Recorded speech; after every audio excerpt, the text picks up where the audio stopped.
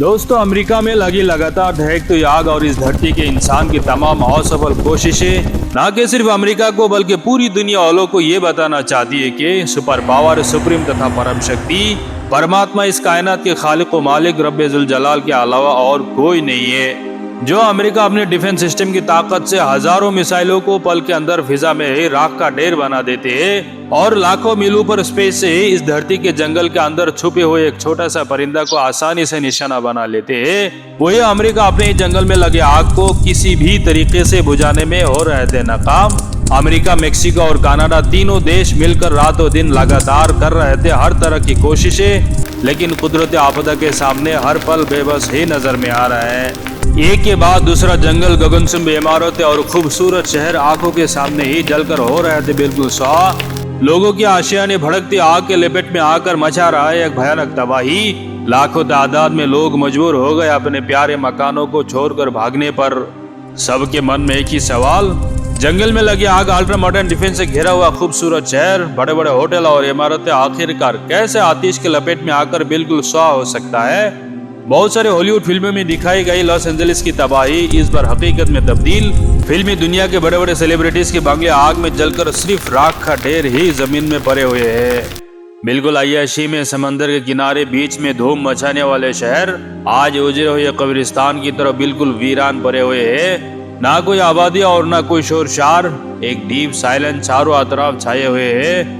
इस खामोशी के अंदर से ही कुछ आवाजें शायद आपके दिल की दुनिया में इस तरह सुनाई दे रही है कि जमीन और आसमानों की बादशाही सिर्फ अल्लाह ही के लिए है और वो हर चीज पर कुदरत रखने वाले हैं। वो जो भी इरादा फरमाते हैं उसे खूब कर देने वाला है। आज भागने का ठिकाना कहा तो भागो अल्लाह की तरफ। बेशक आपके रब की पकड़ बहुत ही सख्त है। क्या इंसान ये ख्याल करता है कि उसे बेकार यानी बेगार हिसाब व किताब के ऐसे ही छोड़ दिया जाएगा?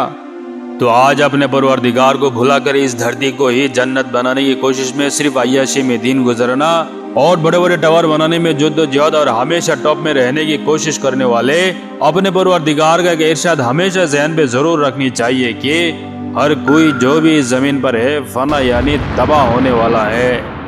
इसीलिए इस धरती की हर चीज की आखिरी मंजिल दो एक दिन आगे पीछे क्यों ना हो, आखिरकार तबाही और हाहाकार मचाने वाले ही है। इसीलिए हम इंसान इस दुनिया को ही दायमी खुशियों की जगह समझकर आज जिस अय्याशी के पीछे दौड़ रहा है और सिर्फ $2-1 की मुनाफे की खातिर अपने परवरदिगार और उसके विधान को भुलाकर सिर्फ अय्याशी में दिन गुजारने वाले अपने दिल की आवाजों को भी कभी कभार गहरी रात में जरूर सुननी चाहिए कि हम इस धरती पर रहने वाले मुसाफिरों के बंगले और खूबसूरत शहरों पर भी कभी भी आ सकती है इस तरह की तबाही मचाने वाली दर्दनाक मुसीबत और आपदाएं, और हमें अपने परवरदिगार की अदालत में शर्मिंदगी से हाजिर ना होना पड़े और इस धरती पर हम उनको भूल जाने की वजह से उस दिन वो भी हमें ना भूल जाए। जैसा कि बारी ताला का इरशाद, वो यानी वो इंसान कहेगा, आए मेरे रब तू मुझे आज अंधा की उठाया, हालांकि मैं दुनिया में बिना था।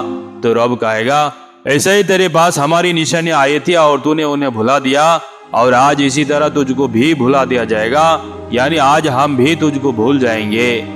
तो मेरे अजीजों, मैं हूँ आशिकुर रहमान अल अजीज और मैं आखिर में ये कहूँगा कि आज की अमेरिका की आग की चिंगारियाँ ना कि अमेरिका बल्कि पूरी दुनिया वालों को ये कह रही है कि अपने रब के अलावा सुपर पावर बल्कि ना कि इस धरती पर और ना ही इस पूरी कायनात में और कोई होता है। हम इंसान सभी उसका ही मोहताज है। इसीलिए अपनी थोड़ी सी टेम्पररी ताकत का इस्तेमाल करके इस धरती पर कभी भी किसी के ऊपर जुल्म ना किया जाए और ना फैलाया जाए फितना और फसाद को। हमेशा ही इंसाफ की अदालत कायम किया जाए और कभी ना भूला जाए अपने परवरदिगार और उसके विधान को। आज बहुत ही खुशहाली में जिंदगी गुजरने वाले आप और मेरी तबाही यानी इस दुनिया को अलविदा कहने का घंटा कभी भी बज सकता है।